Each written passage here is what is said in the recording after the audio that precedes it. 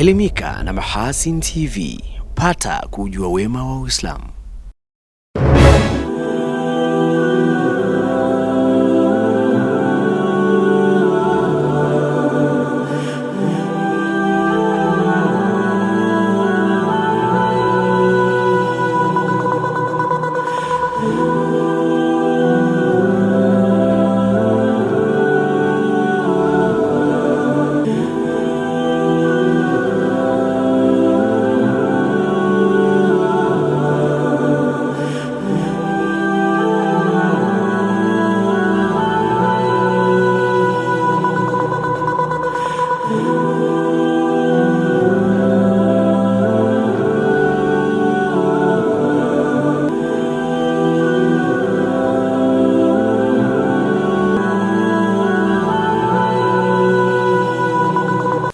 Assalamu alaikum wa rahmatullahi wa barakatuh, mtazamaji wa Mahasin TV. Ni matumaini yangu buheri wa afya upote pa ulipo. Ni ukaribishe katika kapu la habari siku hii ya leo. Jina langu ni Zuberi Mgamba, nitakupitisha katika yote na yote hayo. Lakini awali ya yote tupate muktasari miongoni mwa machache katika mengi ambayo tutakuwa nayo katika siku hii ya leo. Wavuvi wawili wameokolewa na wengine wawili kuzama majini katika ziwa Victoria baada ya mtumbwi wao kugongwa na meli ya MV Uhuru inayomilikiwa na KRC. Chama cha wabwanguaji wa korosho nchini waiomba serikali kuondolewa vikwazo vinavyovikabili soko la awali. Na katika habari za kimataifa, Sudan Kusini yatangaza kufanya uchaguzi mkuu mwezi Disemba mwaka huu 2026.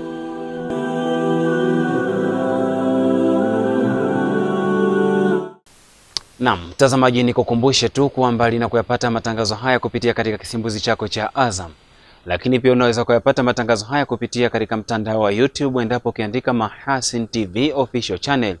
Utavinjari huko kapu la habari pamoja na vipindi mbalimbali. Lakini pia tunapatikana kupitia Azam Max app. Tulianze kapu la habari hii leo tukianzia hapa mkoani Mwanza. Wavuvi wawili wameokolewa na wengine wawili kuzama majini katika ziwa Victoria katika kata ya Kitangili wilaya ya Ilemela hapa mkoani Mwanza baada ya meli ya MV Uhuru ambayo ni mali ya shirika la reli la Kenya KRC iliyokuwa imebeba makaa ya mawe kugonga mtumbwi waliokuwa wamepanda wavuvi hao na kupasuka. Tupate undani wa taarifa hii na Hilali Seif Muriami.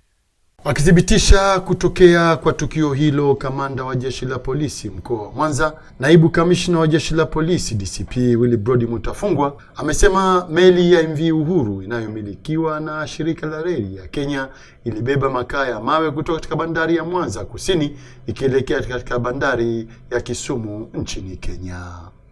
Mnamo tarehe 17 mwezi wa 4 mwaka huu, ilikuwa ni majira ya saa 2 za usiku huko katika eneo la Mihama, meli ya MV Uhuru yenye namba za usajili 101242. Hii ni aina ya wagon ferry mali ya Kenya Railways Corporation KRC, kwa imebeba makaa ya mawe tani 1200 ikitokea bandari ya Mwanza Kusini kuelekea bandari ya Kisumu nchini Kenya. Iligonga mtumbwi na kupasua. Mtumbwi huo una namba T2M116529.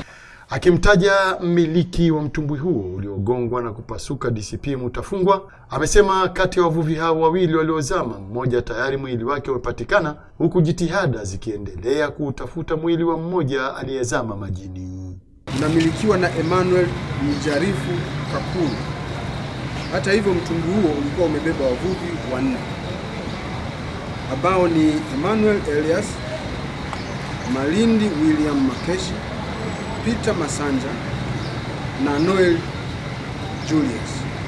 Mara baada ya mtumbwi huo kugongwa, ulipinduka na kusababisha wavuvi hao kuzama maji, ambao wavuvi wawili waliokolewa na wavuvi wawili ambao ni Noel Julius na Peter Masanja kuzama maji, na tarehe 20 mwezi wa 4 mwaka huu majira wakati wa usiku, Peter Masanja aliweza kuokolewa na jitihada za kumtafuta huyo mtu mwingine bado zinaendelea.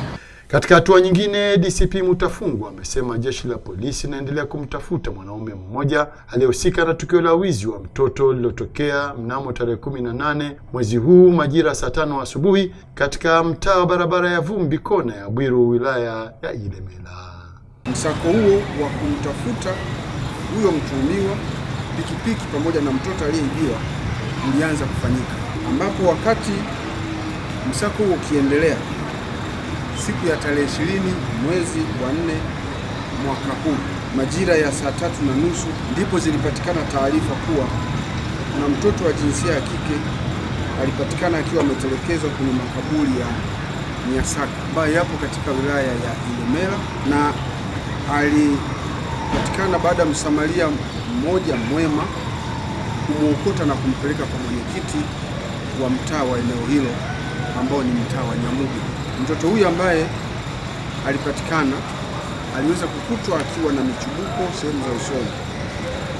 Aliweza kuchukuliwa na askari na kupelekwa katika hospitali ya Sekoture kwa uchunguzi zaidi.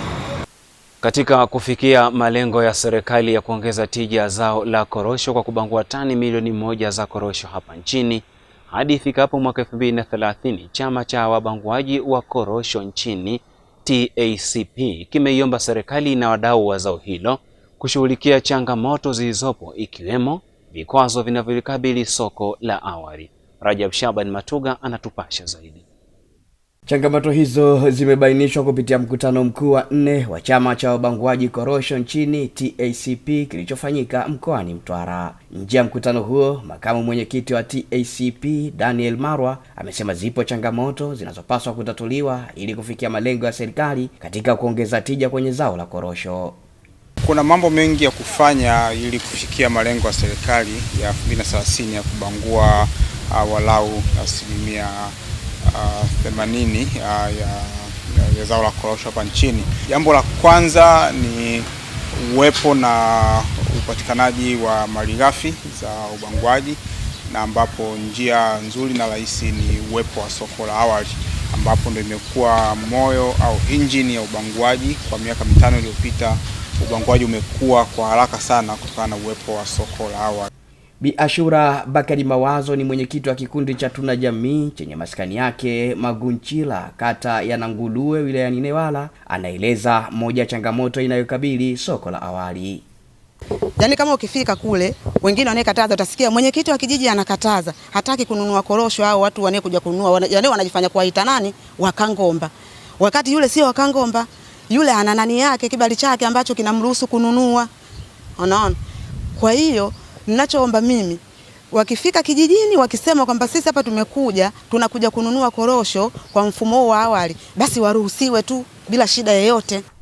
Kwa upande wao, wabanguaji wa korosho akiwemo Faki Musa na Salumu Mpwato wamesema soko la awali lina faida na manufaa kwa wakulima, ikiwa ni pamoja na wakulima kupokea malipo mapema.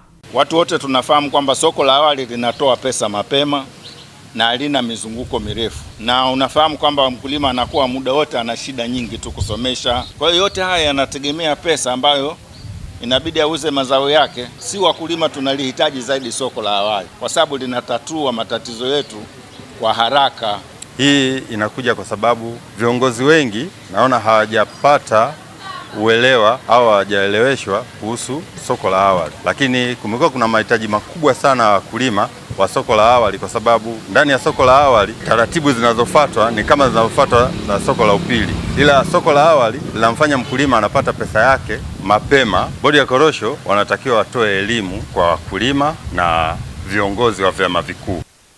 Vijana nchini wameaswa kuwa na tabia ya kuchakata taarifa kabla ya kuchukua hatua yoyote ili kupata usahihi wa taarifa hizo, pamoja na kuwa wazalendo, hali itakayosaidia kuepukana na vishawishi vinavyoweza kuhatarisha amani ya nchi. Taarifa yake Ahmed Mena kutoka huko mkoani Morogoro inasimuliwa studio na Enuhukasi Mstima. Wito huo umetolewa na meya wa manispaa ya Morogoro Khalid Matego wakati akimwakilisha mkuu wa wilaya ya Morogoro Musa Kilakala katika mahafali ya kidato cha 6 yaliyoandaliwa na jumuiya ya wanafunzi wa Kiislamu na vijana Tanzania TAMSIA mkoa wa Morogoro, yaliyofanyika katika viwanja vya chuo kikuu cha Waislamu Morogoro MUM. Kizazi hiki ni kizazi cha taarifa. ni kizazi ambacho huwezi kuwaficha chochote kwa sababu mtandao upo huru. Ila cha kuwasihi wenye kizazi chao sasa, zile taarifa tuzifanyie kazi kwenye mazuri tu, tuzitumie kwa manufaa yetu, tusikubali kuburuzwa na akili za mtu mwingine, wakati sisi tuna fikra zetu, tuna malengo yetu, tuna matamanio yetu. Kama Waislamu tunaombwa, tunaelekezwa, tunaamrishwa kulinda nchi zetu. Huwezi kulinda nchi yako kama wewe sio mzalendo. Kwa upande wake mwenyekiti wa Tamsia mkoa wa Morogoro Ali Rashid Abdallah ameelezea idadi ya shule zilizoshiriki katika mahafali hayo pamoja na kubainisha lengo la kuwakutanisha wanafunzi wa dini ya Kiislamu katika mahafali ya pamoja. Tulikuwa na shule karibia 9 na baadhi ya shule kutoka nje kidogo ya manispaa ya Morogoro kama Rusanga Sekondari, Gairo Sekondari, Sokoine, Nelson Mandela. Hawa ni wageni ambao wamekuja ndani ya manispaa yetu. Lengo la mahafali kwanza ni kuwakaribisha wanafunzi wa Kiislamu kuweza kujuana na kuungana, yazungumzia humanity, ile umoja, unity among the Muslim students. Kwa upande wao, baadhi ya wanafunzi waliohudhuria katika mahafali hayo wameelezea namna walivyojengewa maarifa na uwezo wa kukabiliana na changamoto mbalimbali baada ya kuhitimu masomo yao. Tumejifunza kwamba kwenye maisha ambayo tunaenda kuishi, tuhakikisha kwamba tunamkumbuka Allah Subhanahu wa Ta'ala, lakini pia tunaepuka yale yote ambayo yanamwasi Allah Subhanahu wa Ta'ala. Ama kwa kweli nimejifunza vingi, wametuhusia kuhusu nidhamu. Nidhamu pia inaendana na taaluma. Ni vingi ambayo tunajifunza, pia ni sehemu ya makutanio kuunganisha undugu pia. Nimejifunza mambo mengi ikiwemo kujua kuna mashaikh wetu wameongea pale, akiwemo Amiri na wengine wameongelea kuhusiana na mambo ya kujitunza na jinsi ya kufanya ili kufuata miongozo ya Allah Subhanahu wa Ta'ala. Kwa yote, kitu kikubwa ambacho nimejifunza ni maandalizi mazuri kwa ajili ya mtihani, lakini pia ni vipi tunaweza kuishi maisha yetu tukiwa mtaani baada ya kumaliza mtihani.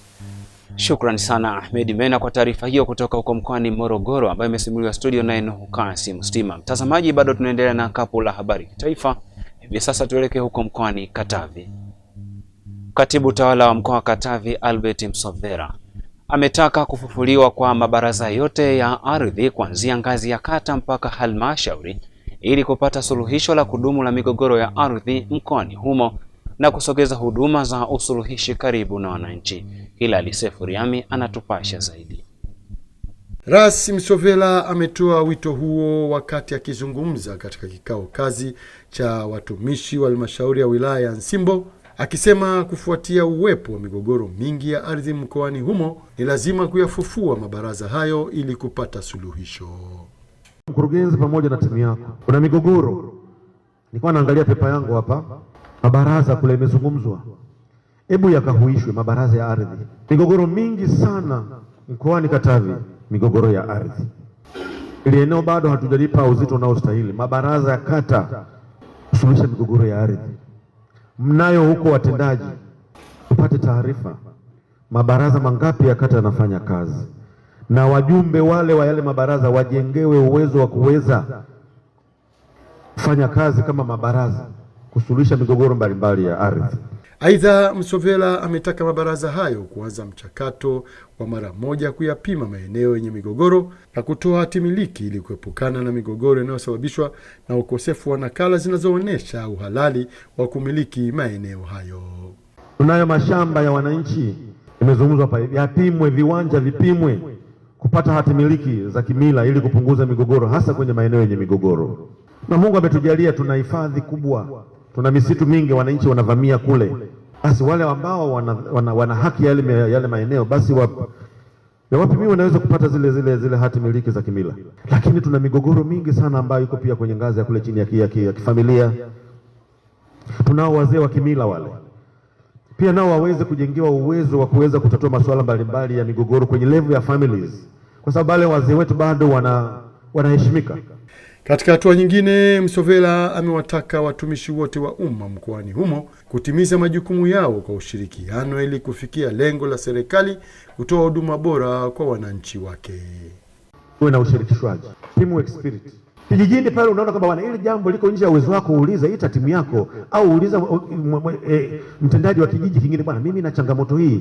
Mmeshindwa, mna mkurugenzi, mna afisa tarafa, watendaji wa kata, si mna pikipiki, hata lift kutoka wenzenu hamtoi. Yaani unakwenda pale unamkuta hata mwananchi yuko hata kalifti kale, yani ni shida na Mungu anawaona. Alafu naambia openi, mtapata, tafuteni mtapata. Wewe Mungu anatuona. Kwa hiyo tunahitaji kufanya maamuzi, kila mmoja kwa dhamana aliyopewa. Uwe ni mkuu wa shule, fanya maamuzi, simamia shule yako, tunataka kuona matokeo.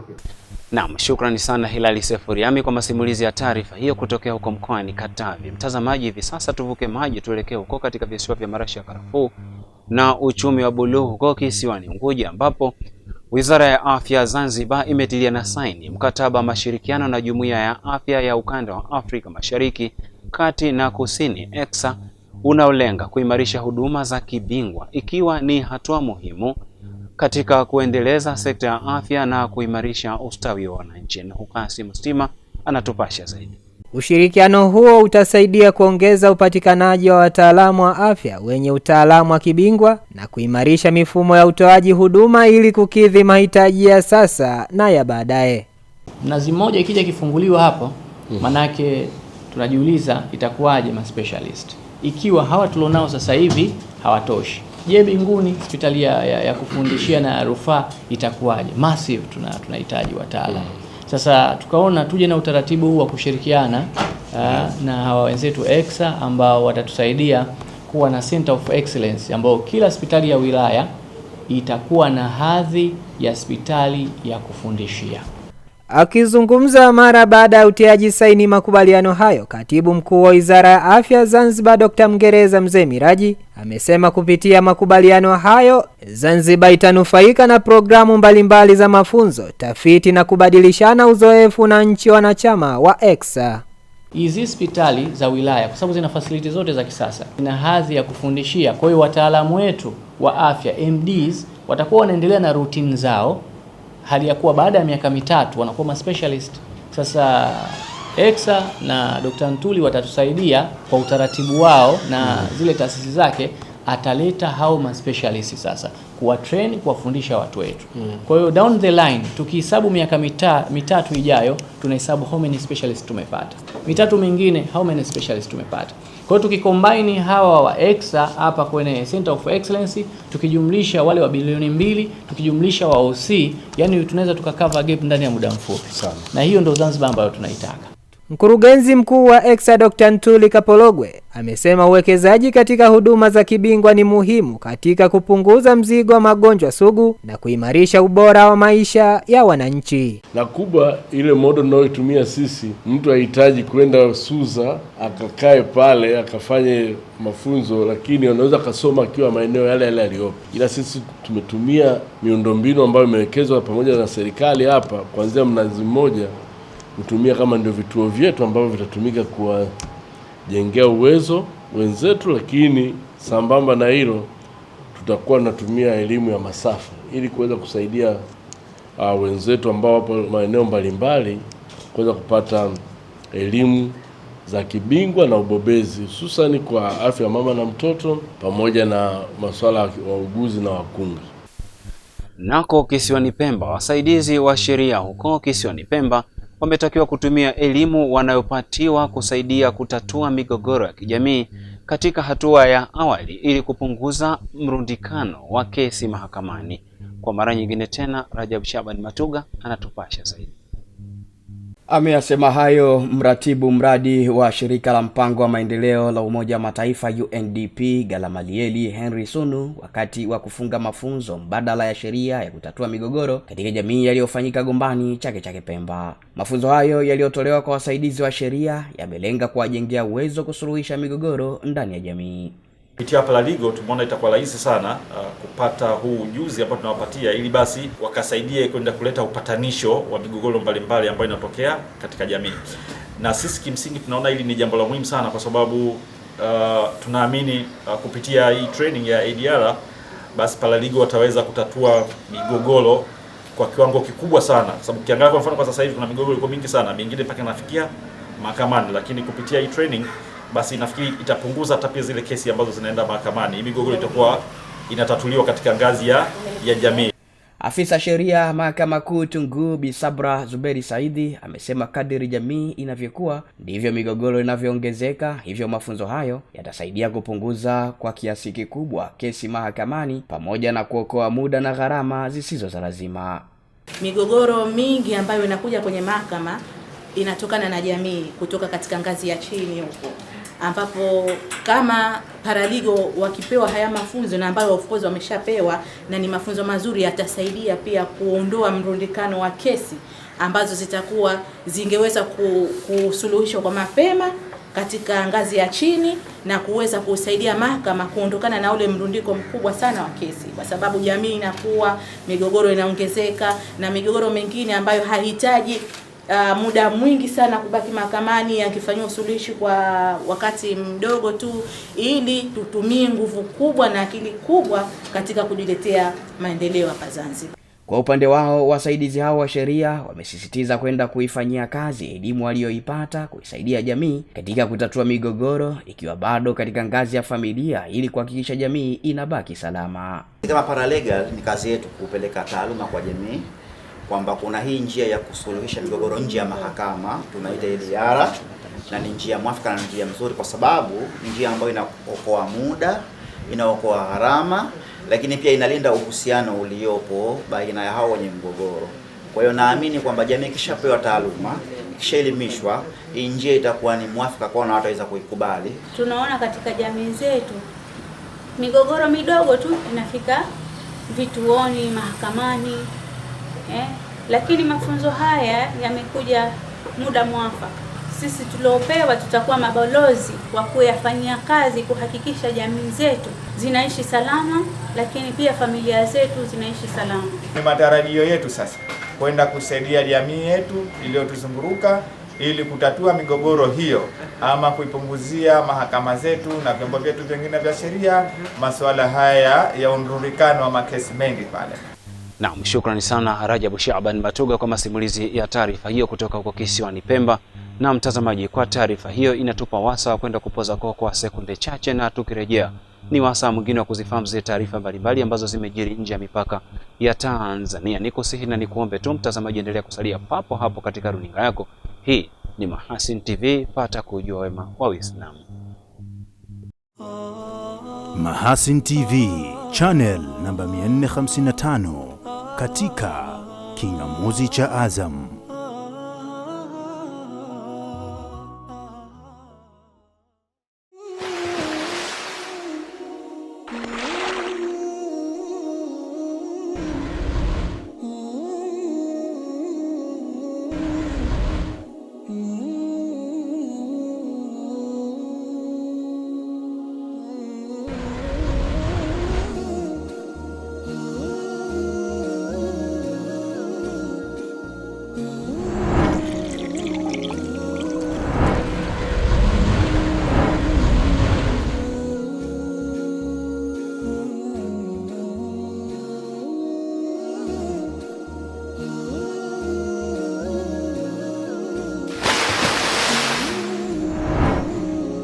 Kunywa maji safi na salama ya uhai. Bidhaa bora ya Bakhresa.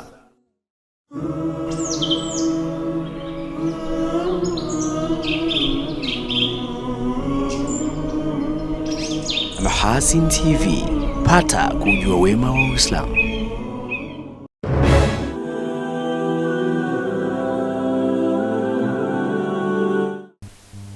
Naam, tumerejea tena mtazamaji wa Mahasin TV, na nisiwe mchoyo wa fadhila kukupongeza wewe ambaye umeamua kusalia nami hapa katika Kapu la Habari.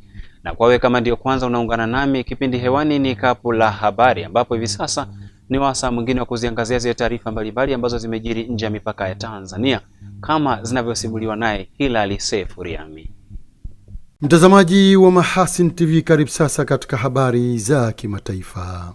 Sudani Kusini inatarajia kufanya uchaguzi mkuu mwezi Desemba mwaka huu 2026 baada ya miaka mingi ya kucheleweshwa mara kwa mara kufanyika kwa uchaguzi huo. Uchaguzi huo uliotakiwa kufanyika tangu mwaka 2022 unatarajiwa mara hii licha ya nchi hiyo kuwa ukingoni mwa vita vya wenyewe kwa wenyewe kutokana na mivutano kati ya Rais Salva Kiir na makamu wake Riek Machar. Hayo yamesemwa na waziri wa habari wa nchi hiyo Ateni Weke Ateni, ambaye amesisitiza kuwa kwa sasa nchi hiyo inashuhudia hali ya utulivu isipokuwa katika jimbo la mashariki mwa Jonglei. Huu utakuwa uchaguzi wa kwanza tangu Sudan Kusini ipate uhuru toka kwa Sudan mnamo mwaka 2011, ambapo inasemekana nchi hiyo inazongwa na ufisadi uliokithiri, huku vifungu kadhaa vya makubaliano ya amani vikiwa havijafikiwa, ikiwa ni pamoja na kuunganisha vikosi vya kijeshi vinavyoendelea kupigana.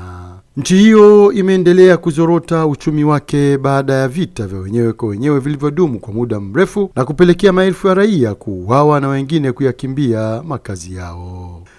Kwingineko, wataalamu wa kijeshi kutoka nchi zaidi ya 30 watakutana Jumatano Aprili 29, 2026 mjini London katika mkutano wa siku 2 utakaojadili namna kuhakikisha ulinzi katika mlango wa bahari ya Hormuz mara tu baada ya vita vya Iran vitakapomalizika. Mkutano huo utaongozwa na Uingereza na Ufaransa, unalenga kuandaa mikakati madhubuti ya kulinda meli za mafuta kama walivyojadili wiki iliyopita mjini Paris. Mazungumzo hayo yatakayofanyika huko Northwood kaskazini mwa jiji la London yatazingatia uwezo wa kijeshi, masuala ya amri na udhibiti, kutegua mabomu ya ardhini na jinsi vikosi vya kijeshi vinavyoweza kupelekwa katika eneo hilo la mlango wa bahari wa Hormuz. Wakati huo huo, Rais wa Marekani Donald Trump ametangaza kurefusha muda wa makubaliano ya kusitisha mapigano na Iran ili kutoa nafasi kwa mazungumzo ya amani kukamilika. Trump amesema amechukua hatua hiyo kufuatia ombi la Pakistan na imechukuliwa ili kuwapa muda viongozi wa Iran kuafikiana kuhusu kile alichokiita pendekezo la pamoja. Hata hivyo, bado haijafahamika ikiwa duru ya pili ya mazungumzo ya Islamabad itafanyika, ambapo Iran haijaeleza wazi ikiwa itashiriki mazungumzo haya ya amani kutokana na jeshi la Marekani kuendeleza vizuizi vyake kwenye bandari zake. Na tunahitimisha habari za kimataifa kwa taarifa kutoka huko nchini Ukraine. Ukraine imesema kwa sasa ipo tayari kuanza tena usambazaji wa mafuta ya Urusi kuelekea Ulaya baada ya kukamilisha ukarabati wa bomba la mafuta la Druzhba ambalo liliharibiwa mwezi Januari kufuatia shambulio la Urusi.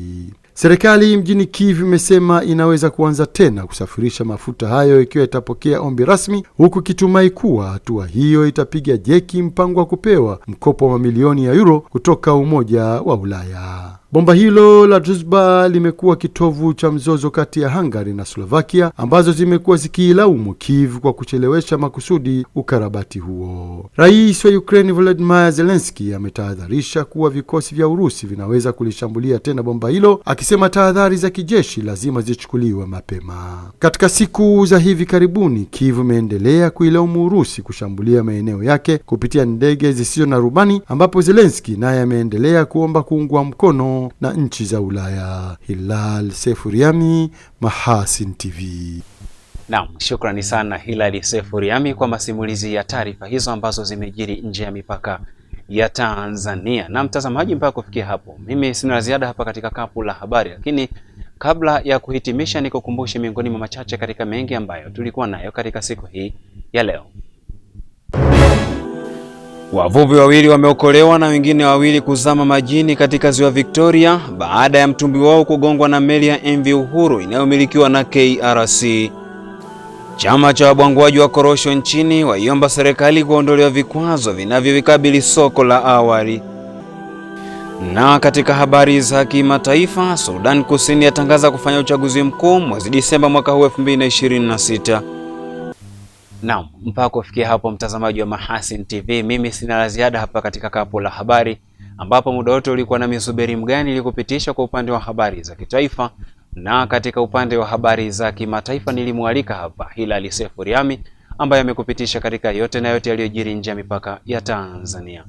Lakini kabla nikuage, nikukumbushe tu mtazamaji kuwa si kila mtu ambaye unamwalika chakula ana moyo wa shukurani wa kukushukuru kile ambacho umemkaribisha, lakini bado mwingine atashiba hicho chakula chako, lakini moyoni mwake atakuwa na njaa ya kutaka kukushusha. Nikutakie tu wakati mwema na utazamaji mwema pia vipindi mbalimbali kupitia channel namba 455 katika kisimbuzi cha Azam Mahasin TV. Pata kujua wema wa Islam. Wabillahi tawfik. Assalamu alaikum wa rahmatullahi wa barakatuh. Asante na kwa heri kwa sasa.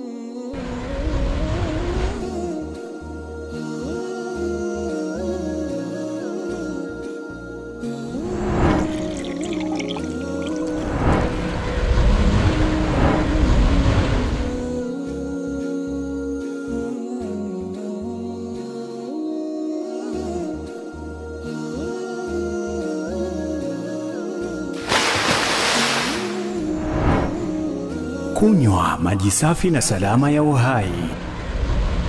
Bidhaa bora ya Bakhresa.